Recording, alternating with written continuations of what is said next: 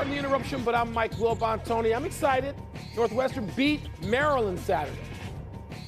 Tony Kornheiser, that's great. How'd the Bears do? We They win? stayed They on tied? schedule for two of the top 4 picks in the NFL draft, ours and Carolina's, even though Carolina won. Pretty good weekend. I'll take it. So in other words, the Bears didn't win on a yes or a no? They didn't win? If we get the first pick, we win. If we get the second pick, we win. We win. How about this game you played? I don't know. Welcome to watch PTI, that. boys and girls. Today's episode, the Broncos beat the Chiefs. Kirk Cousins faces an uncertain future, and the World Series resumes tonight. But we begin today with the San Francisco 49ers losing their third straight game. This one at home to Cincinnati, 31-17. Joe Burrow had 3 touchdown passes and no interceptions. Brock Purdy had 1 touchdown pass, 2 interceptions, and a fumble. Wilbon, are you still confident the Niners are who we thought they were? Tony, I don't make these grand proclamations 1 and 2 weeks into the season. As you know, on this show, we and I often say the first few weeks, let's just see. Let's see how this plays out. I'm not going to make snap grand judgments based on 1 or 2 or 4 weeks of football. I did think the 49ers were really good. I thought the 49ers, they looked like, at the time, the best team in the league. But we're not sitting here doing Super Bowl predictions. Not on this show. That's for other shows. So the 49ers still have a chance to be great this season. The season is long and winding. And Philadelphia is the only team in the NFC that I look at and say, okay, I'm going to take them over the 49ers in the NFC no matter what. Detroit, I don't know about Detroit. We're going to find out about Detroit, maybe some more tonight. So the Rams, no. Right. The 49ers are a work in progress. They're okay. Let's see where they go. Let's see how this works out. All right, so I'm watching the Red Zone yesterday, as you know, because we had this conversation. I'm taking notes, and the reason I'm taking notes is because once a sports writer, always a sports writer. And I'm taking notes on the quarterbacks, Mike, because like 4 or 5 of them went out yesterday. Get the list here. Stafford went out, Cousins went out, Tyrod Taylor went out, Desmond Ridder went out, Kenny Pickett went out. And my notes, the notes that I remember, I say, I don't think Jordan Love is any good. And then I took a note where I said, I'm not sure Brock Purdy is any good. And then I took a note which said, I am confident Joe Burrow is great. Yeah. And that was the difference in the game yesterday. Yeah. Joe Burrow was actually great. Joe Burrow, his calf apparently healed because he ran 6 times for 70 yards or 50 or what? It doesn't matter. He ran. He looked healthy. They did not hurry him. He shredded their defense. When a guy was open, he got the ball. That's how good Burrow is, and Brock Purdy didn't have that. I thought at the beginning of the year, and I think now, that San Francisco has superior personnel. But, Mike, when a team loses 3 in a row, that's concerning. That is a trend. The tilt on the 49ers right now is going downward. They haven't scored more than 17 points in their last 3 games. And so I look around and I think I can't identify what's wrong. Is it just that Deebo Samuel is out? Is it just that Trent Williams is out? I can't identify it, but something is wrong there because 3 in a row. You don't expect that. You make 3 in a row sound like 8 in a row. It's 3 in a row. I guarantee you teams have lost 3 in a row and still gotten to the Super Bowl. Let me ask you this, and by the way, let me include Seattle in the teams in the NFC at least look okay. Who do you have ahead, clearly ahead of San Francisco with all this drama you're injecting into the show today in this block? Who do you have squarely ahead of San Francisco in the NFC? At this moment, I would say only Philadelphia. At this moment, subject to change. I understand. I'm just saying it's a downward tilt. It's disturbing what I'm seeing. Man, it's disturbing. You are easily disturbed. I'm not that easily disturbed. I'll take the 49ers over everybody else except Philly. I made a living being disturbed. It's good to be disturbed. I'm glad you acknowledged that. If everything was like this, it wouldn't be good. Things got to go like this. Let's move to the crowd of teams atop the AFC. The Broncos dropped Kansas City to 6-2, where they're joined by 3 teams that won. The Jaguars beat the Steelers. The Ravens beat the Cardinals. The Dolphins beat the Patriots. Tone, which of those 6-2 AFC teams do you believe in the most? Today, October 30th, right now, I believe in Baltimore the most. Okay. Okay. I don't believe in Miami because Miami had 2 tough games and lost them both. I'd like to believe in Kansas City because they have 2 Super Bowls, but there's something wrong. I know with that offense. I know what's wrong with that offense. And so I'll get to that. And so what happens is there's a game, oddly enough, in Germany on Sunday between Miami and Kansas City, which if it were a little later in the season would feel like an elimination game. I'm going to watch it because it starts at 9:30, which is prime time in the morning for me. I can't believe in Jacksonville for the same reason you can't believe in Jacksonville or the Chargers. They're Jacksonville because the other team is the Chargers. So you don't know. No, and I like Trevor Lawrence a lot. So I'm squarely with Baltimore right now, although next week it's likely to be somewhere else. Yeah. And I'm going to think that at some point I'm going to be squarely with Cincinnati. But what they did, they smothered Detroit, which was a big win, and then they backed it up. They went on the road, they beat Arizona. Arizona's not a good team, but they backed it up with a win. It turns out they allowed the least amount of points per game in the entire league, 15 a game, and they scored 25. So today, Mike, I'm with Baltimore. Let me go back to Kansas City for a second. Kansas City, I can identify the problem offensively with them. Matt Nagy's the problem with them. Huh? You hate him. Yeah, you hate him. Let me ask you something. Is that just whimsical? Or was he a joke in Chicago, and now he's turned Patrick Mahomes into an ordinary dude, or he's threatening to? It'd be hard work for him to do that, and Andy Reid may have to say, come here. He was on the staff last year and they won the Super Bowl. Tony. He was there last year. I'm talking about now with some real responsibility. I don't like what he's doing with Kansas City's offense, and you can't either. Now, to answer the question, I think it's Baltimore too. I think the Ravens they sort of take their time. They'll get off to a fast start. They'll hit that hiccup in the middle of the season, and then they'll get going for real, and they'll look like a playoff team sometime around Thanksgiving. Well, we're still moving ahead toward Thanksgiving. I'll take the Ravens in that. I'm not sure about Kansas City. I'm serious about that because of Kansas City's offensive issues that, to me, only point one direction. They got to figure that out, and that's personnel, and that's coaching. You agree with this. I know you agree that there's no great team out there right now. No, that we're in a not. week-to-week league. Yeah. But these 4 teams that we're talking about, look at their quarterbacks, Mike. Their quarterbacks are Patrick Mahomes, Lamar Jackson, Trevor Lawrence, and Tua. That's 4 of the top 10, if not 4 of the top 8 in the league right now. And look at their coaches. Andy Reid's won 2 Super Bowls. Doug Peterson won a Super Bowl in Philadelphia. John Harbaugh won a Super Bowl. And Mike McDaniel is thought of as one of the great young minds in the league. There's credentials. These teams have credentials. Yeah, but you know what? Somebody's going to be left out. Somebody's credentials are going to be taken, looked at, and said, 3 of them are going to be left out. Fraudulence. 3 of them will be left out. We move now to baseball in tonight's Game 3 of the World Series. The series is tied 1-1. Though Arizona's just one blown save away from being up 2-0. Tonight, Texas sends Max Scherzer to the mound. Arizona sends Brandon Pfaadt. Wilbon, who would you rather have on the mound tonight? Well, Tony, historically, you know who I'd rather have.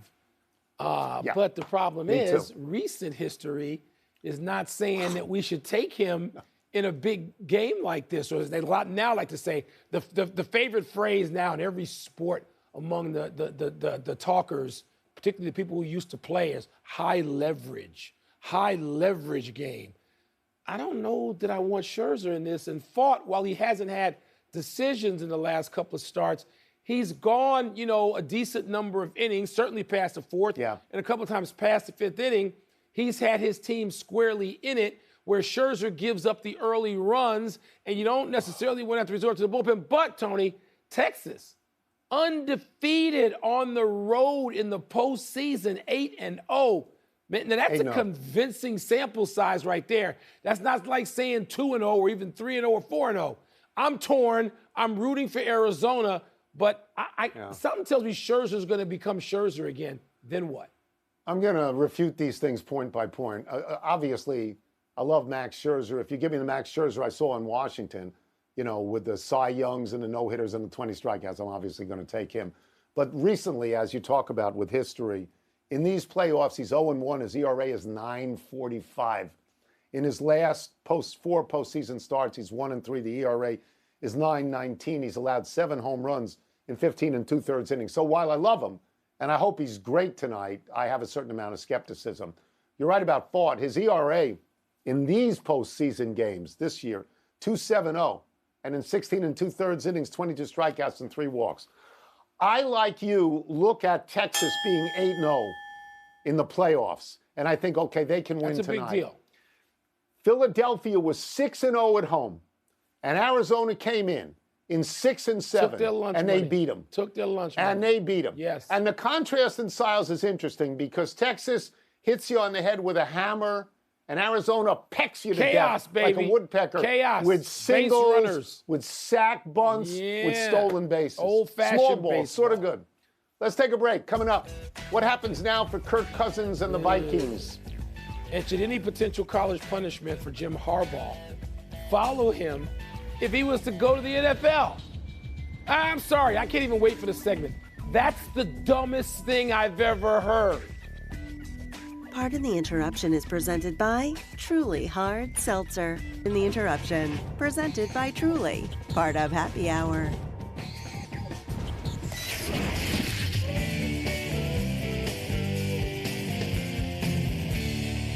All right, time to find out what's on the minds of the minions. Mail Get the time. first one here. Let's read this. Where does Kirk Cousins' torn Achilles leave him and the Vikings? Well, Tony, it leaves Kirk Cousins out for the season.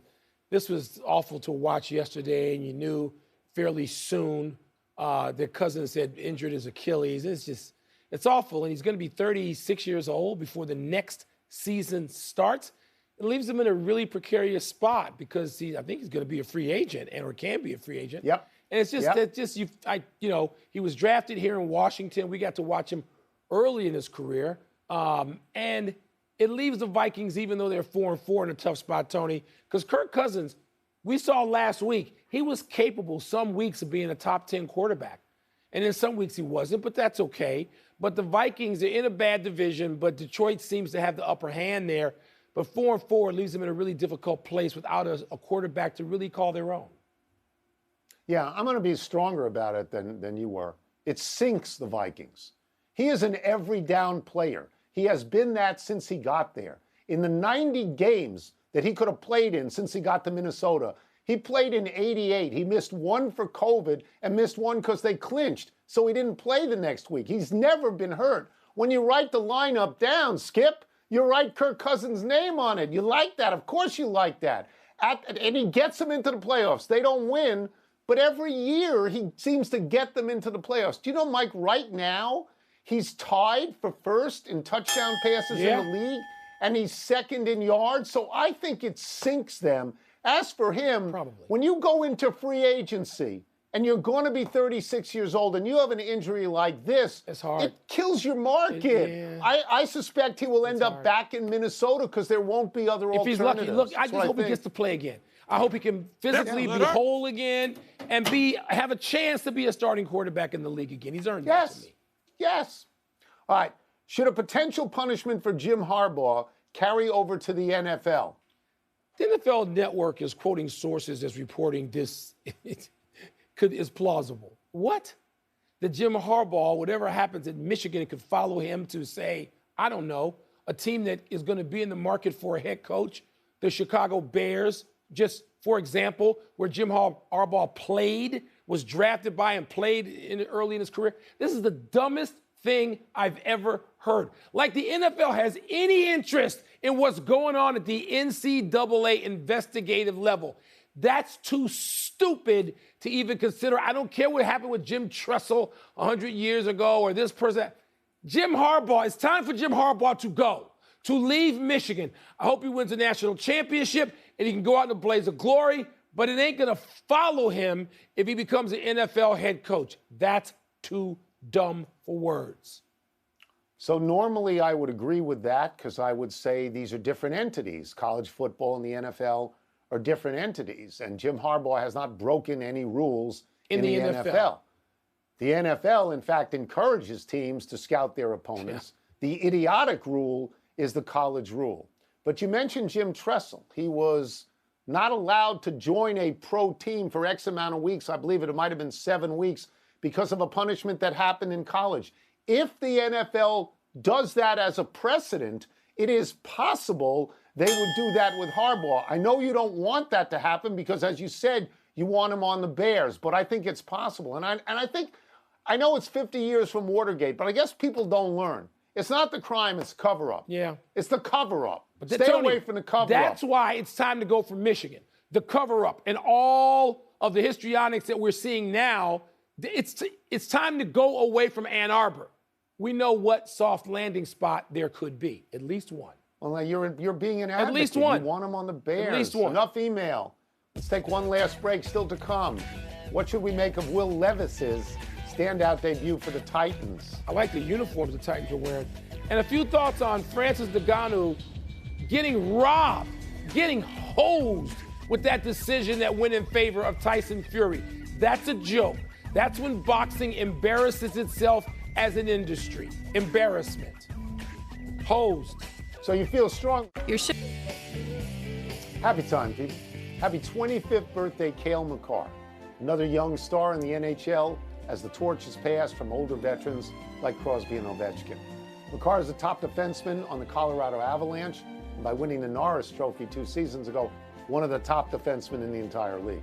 Makar was the Conn Smythe winner as playoff MVP when Colorado won the Cup in 2022. In those playoffs, Makar had 8 goals and 29 points in just 20 games. In that regular season, Makar had 86 points.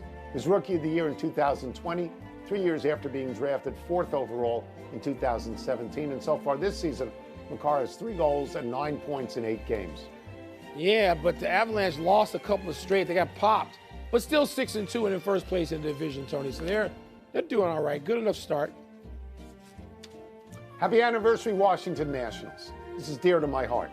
On this day 4 years ago, the Nationals capped off an improbable postseason run with a Game 7 road victory over the Astros to win the World Series, the 7th straight game won by the road team. After being scratched from Game 5 with a pinched nerve in his neck, Max Scherzer held Houston to 2 runs in 5 innings, and then he watched as the Nats rallied for 6 unanswered runs. The Nats were 12 games below 500 on May 23rd. They were given no chance to even reach the playoffs. When they got there, the Nationals went 5-0 in elimination games, despite trailing in all of them. Howie Kendrick, Juan Soto, Anthony Rendon, Adam Eaton, Trey Turner, Steven Strasburg, Max Scherzer, Ryan Zimmerman, heroes then, all gone now. Well, Tony, as long as you're talking about Washington baseball, there's a sad note today as we get the news that Senators' great Frank Howard has passed away at the age of 87. He had 382 home runs and was a 4-time All-Star. A beloved figure here in Washington, as you know. Stood 6'7", but was a teddy bear, right? I mean, people around what they now call the DMV loved Frank Howard, and he loved everybody back. Absolutely true. Happy trails to Francis Ngannou in his professional boxing debut. Ngannou, who had previously fought only in MMA, never in a boxing match, stunned the world with his 3rd-round knockdown of WBC heavyweight champion Tyson Fury on Saturday. Fury got up, and he rallied for a 10-round split decision, winning on 2 cards and by only 1 point on the decisive card. Fury conceded that Ngannou was, quote, a good boxer, a lot better than I thought, unquote. It's sort of amazing that Ngannou, who had never boxed before, could come so close to being a champion. That may have had something to do with one of his trainers being Mike Tyson. Wilbon, you told me your friends who saw the fight disagreed with the decision, right? Tony, in real time, I started getting texts. I was going to get the fight, but it came on at like 6 Eastern or something. All of a sudden, I got to start getting texts from people saying, hey, Ngannou's beating him. Tyson Fury's losing this fight. Then there was the knockdown. It sounds like a total fraud so they can make big bank on a rematch. Mike Tyson did a great job with Ngannou. That should be acknowledged. So do you think that there will be a rematch? I mean, one of the quotes from Fury was, you know, we could do this again. Yeah. But I'm just stunned that someone who never did that discipline. We've seen this before with these MMA guys try to fight for real and it doesn't work out. They weren't trained by Mike Tyson, though, were they? I mean, come on. No, now. they were not trained by Mike Tyson. Yeah. Maybe that had a lot to do with it. It did. But to me, that's stunning. He didn't He'd win. never done it Tyson before. Fury didn't win. And you think he won. Your friends think he won. All right. Let's go to the big finish. Let's do it. Will Levis threw 4 touchdowns in his first start for the Titans. Are you impressed? Yes, Tony, and I thought that perhaps it should elevate him over Tannehill now, the way he played. He went down the field with great accuracy. The Cowboys blew out the Rams. Is that a big deal? I'm not sure it's a big deal. If you look at the scores, the Cowboys either win by 20 or lose by 20. It's either feast or famine. Dak Prescott was great in this game, but they're up and down. They're up and down. The Panthers got their first win beating the Texans. Is that significant? I'm glad Bryce Young, who seems like a great kid, got his win. He got his first one over C.J. Stroud. But I don't want them winning too many. The Bears have their draft pick. That's enough winning in Carolina for a while. Kansas upset Oklahoma. What else stood out in college football to you? I thought Georgia looked great against Florida. Florida State stayed unbeaten. Washington stayed unbeaten, but Clemson lost. Ooh. They're 4-4. Screaming what for Dabo's happened head in down. Clemson? Amazing. Wow. Last one. Chris Paul came off the bench in a Warriors win. Damian Lillard struggled in a Bucks loss. Which is the bigger deal? I screamed very loudly the day that the trade was made. Chris Paul will come off the bench. He will help that second unit. That will help that whole team immeasurably. And it is. I want credit. We're out of time. We'll try and do better the next time. Yale, here's your shout out. I'm Mike Wilbon. Same time tomorrow, Knuckleheads. And now to get you set for Monday Night Football, here's Scott Van Pelt and the Countdown crew. Shout out to Chris Paul. You want to say something to Yale? Wait, do you want to say something to Yale? Hey,